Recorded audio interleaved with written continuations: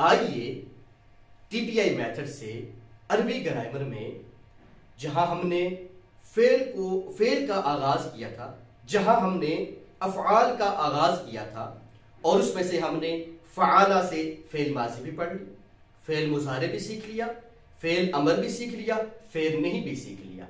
तो अब हम आते हैं फ़ाइल, मफ़ऊल और फेल को सीखने की तरफ।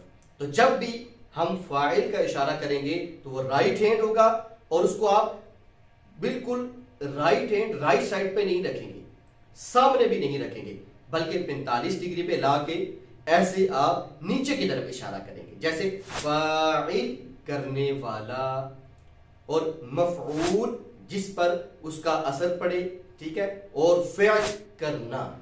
फिर से फ़ाइल, मफ़ऊल, फ़िअल।